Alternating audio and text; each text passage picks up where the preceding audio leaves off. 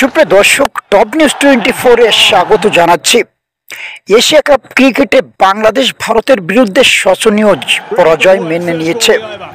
কেন এই পরাজয়, কি কি কারণে বাংলাদেশ হেরেছে এবং আগামীতে বাংলাদেশকে ফাইনালে যেতে হলে কি করতে হবে, এ নিয়ে বিশ্লেষণধর্মী ভিডিও হতে চলেছে। তাই আপনি যদি নতুন হয়ে থাকেন অবশ্যই ভিডিওতে একটি লাইক দিয়ে আমাদের চ্যানেলটি সাবস্ক্রাইব করে সাথে থাকুন। আর যদি ফেসবুক পেজ থেকে যুক্ত হয়ে থাকেন অবশ্যই পেজটি ফলো দিবেন। ধন্যবাদ। আসুন শুরু করি। পাকিস্তান দলের ক্রিকেটার শোয়েব মালিক উর্দু ইংরেজি মিশিয়ে বললেন, अगर बांग्लादेश को फाइनल पहुंचा है he is to fire.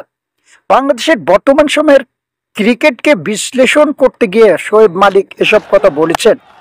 Shoaib মালিক সাহেবকে প্রশংসা করে বলেছেন, পাকিস্তানের live stream TV show dead মাঠের গেম অন হাই অনুষ্ঠানে সাহেবকে নিয়ে মালিক শুধু এই কথাই থামেননি, একটু মজা করলেনও। তিনি বললেন, বল আকাশে উঠছিল, কেউ ধরতে পারছিল না, ভাগ্যটাও ভালো ছিল। সাইফ হাসান তো বাংলাদেশের দুর্দান্ত একজন প্লেয়ার, একথা স্বীকার করেছেন পাকিস্তানের শোয়েব মালিক। টি-টোয়েন্টি ক্রিকেট মানেই তো বল আকাশে তোলার খেলা। সাইফকে তাই ঝুঁকি নিতেই হয়েছিল। ভারতের বিপক্ষে গতকালের ম্যাচে স্কোর বোর্ডে নামের পাশে লেখা থাকবে 51 বলে 69 রান, কিন্তু ম্যাচটা দেখে থাকলে অনেকে বলতে পারেন 4 বার ক্যাচ মিসে জীবন পাওয়া ইনিংসে প্রশংসা এতটা কেন? আবারও মনে করিয়ে দেওয়া দরকার, খেলাটি টি-20, তাই এরকম খেলা খেলতেই হতো।